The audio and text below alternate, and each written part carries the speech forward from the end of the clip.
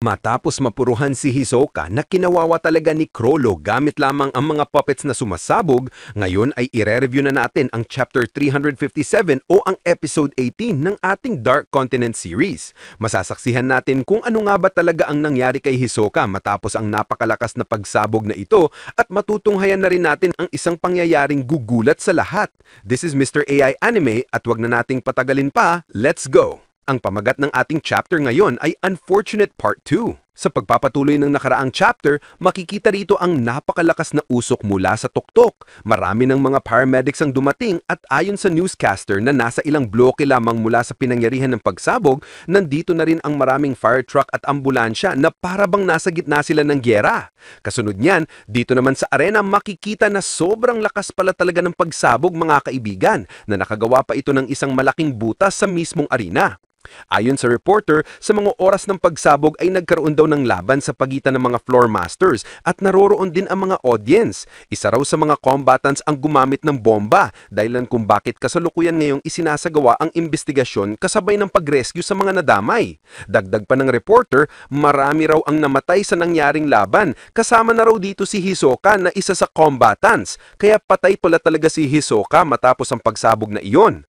Tinapos ng reporter ang kanyang pahayag na nagsasabing ipagpapatuloy nila ang pagbibigay ng updates kapag may makuha silang karagdagang impormasyon. Matapos ang eksenang iyon, ipinakita ang bangkay ni Hisoka, sunog at punong-puno ng sugat. Makikita rin dito na naroroon sina Shalnark, Maki at Kurtopi. Ayon kay Shalnark, nasa 200 puppets daw ang dumumog kay Hisoka bago pa man nakarating ang second batch ng bomb puppets. Dahil nag-self-destruct ang mga ito, tila nasanggaraw ng mga unang puppets ang impact ng pagsabog. Ngunit ang tunay na ikinamatay ni Hisoka ay suffocation dahil sa kakulangan ng oxygen dulot ng pagsabog at sa dami ng nadurog na laman. Dito naman nagsalita si Kurtopi at Maki matapos ang paliwanag ni Shalnark.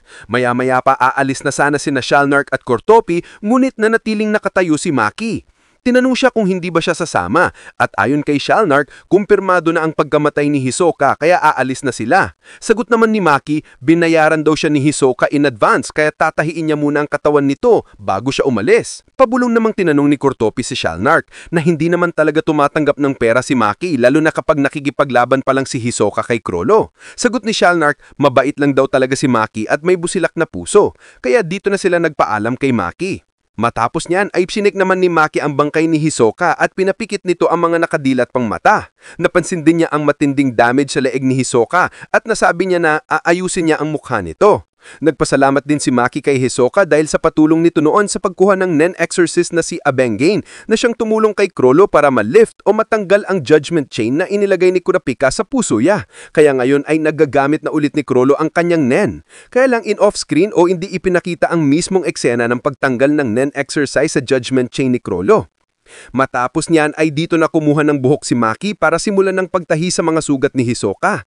Maya-maya pa habang nakafocus si Maki, bigla naman siyang may napansin na parabang may papalabas na ngayon sa leeg ni Hisoka. Makikita rito ang isang maliit na aura na lumalabas, bagay na ikinagulat ni Maki. Mas lalo pa siyang nagulat nang ang buong katawan ni Hisoka ay tuluyan ng binalot ng aura. Sa kanyang isipan ay nasabi niya, isang aura? Imposible! Patay na si Hisoka! Paano? Dito niya na-realize na may ganito talagang pangyayari, isang napakabihirang phenomenon kung saan mas lumalakas ang Nen matapos ang kamatayan. Yan na nga ang tinatawag na post-mortem Nen at yan ang nangyayari ngayon. Makikita na ang aura ni Hisoka ay nakafocus sa kanyang mga kamay at nagsimula na ring tumibok muli ang kanyang puso sapagkat ipinabaon pala ni Hisoka ang kanyang kamay sa loob ng kanyang dibdib upang mahawakan ang kanyang puso at pilitin itong tumibok. Dahil dito, bumalik na rin ang kanyang hininga. Matapos ang eksenang iyon, ipinakita ang flashback kung ano talaga ang nangyari ilang sandali bago siya tuluyang mamatay sa pagsabog ng mga puppets. Doon ipinakita na ang dahilan kung bakit nagawa ni Hisoka ang post-mortem Nen ay dahil naisip niya sa mismong huling sandali. Kung mamamatay na rin lang siya, susubukan niya lang ito.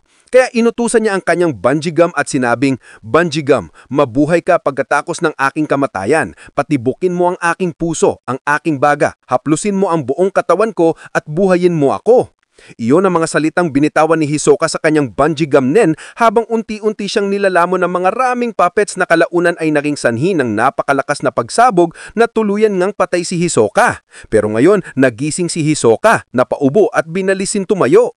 Makikita si Maki na hindi makapaniwala sa kanyang nasasaksihan. Binati siya ni Hisoka at tinanong kung patay na ba talaga siya kanina. Sagot ni Maki, patay nga siya. Napangiti si Hisoka at sinabing, grabe, ibang-iba pala talaga. Mahirap palang kalabanin ng isang fighter sa caliber ni Chrollo, lalo na't nakipaglaban siya sa ideal conditions niya, kung saan alam na niyang siya ang panalo. Napakaarte lang ng katotohanan.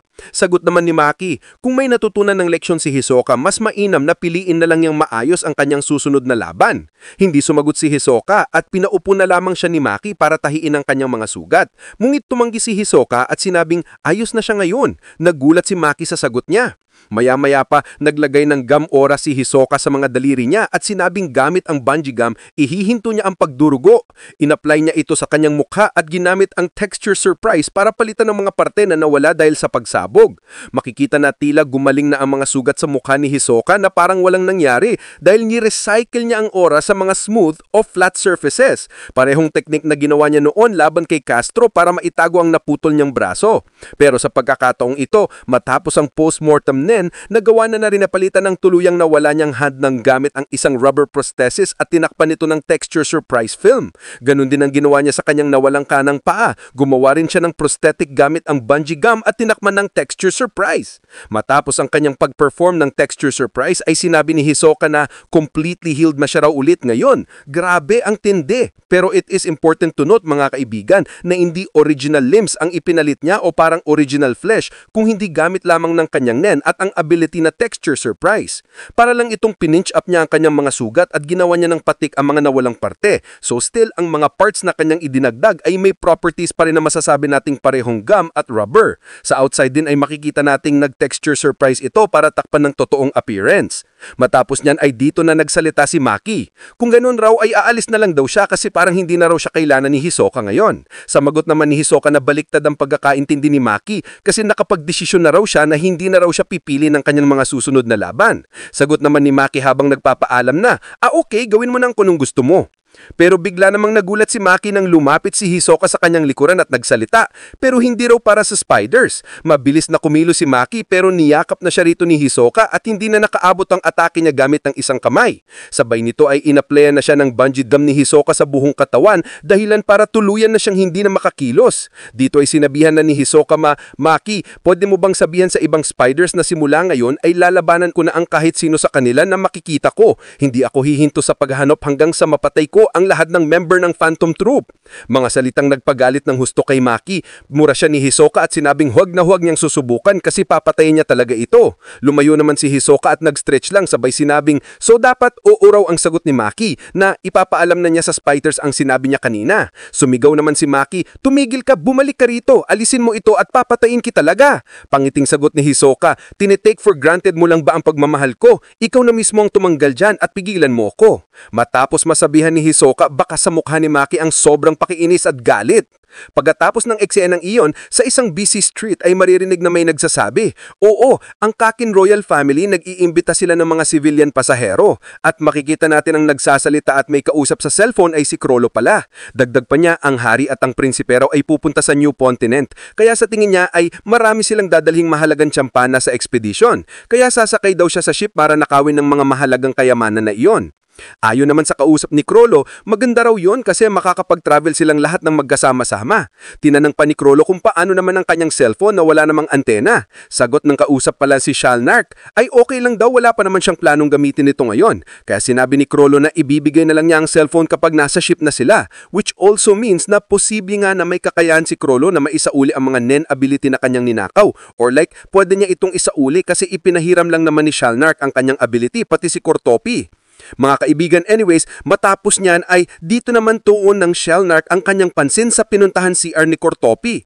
Mga kaibigan, nakabaso ng si Shalnark, may napansin siyang kakaibang napalabas mula sa pinuntahan CR ni Cortopi.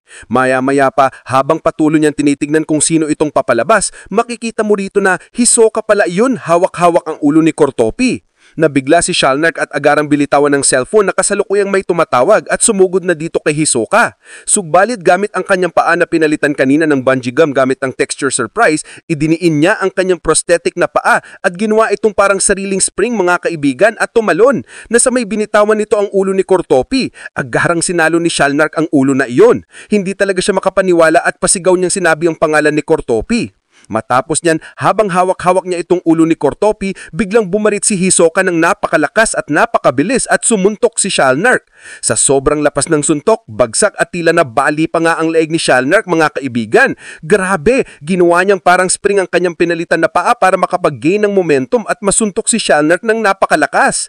Matapos niyan maririnig naman ng mga sigaw sa playground. Makikita ang dugo ang tuso ni Shalnark na wala ng buhay. Matapos niyan ay makikita na itinali na sa swing ang bangkay ni Shalnark kasama ng ulo ni Cortopi. Grabe, just like that, patay ang dalawang member ng Phantom Troop. Nasabi pa gito ni Hisoka na natumba na raw ang dalawa, 10 more to go. Grabe, mas lumakas na nga ang nen ni Hisoka dahil sa post-mortem nen na nangyari sa kanya at out of desperation niya lang yun ginawa mga kaibigan. Isang all-out gamble na nag-pay off naman at ngayon ay nagawa na niyang mapatay ang dalawang spider nang hindi pa alam ni Chrollo. Pero by now, parang mapapansin na rin ni Chrollo kasi mawawala na rin dyan ang ability ni Shalnark at Cortopi sa kanyang bandit secret na libro. What a chapter! Sa susunod na chapter, finally balik na tayo kina Kurapika sapagkat masasaksiyan na natin ang grand event, ang paglalakbay ng buong Kakin Royal Family kasama ang mga Zodiacs at lahat-lahat pupunta sa Dark Continent sakay-sakay sa loob ng Black Whale. Matutunghayan na talaga natin ang tunay na simula ng Succession Contest. Dito natin tatapusin ang video sa last panel na ito. Kaya naman mga kaibigan, kung nagustuhan nyo ang ating video, can I get a like, comment, follow, subscribe na rin for more videos like this. Maraming salamat. This is Mr. AI Anime and see you guys again on my next video.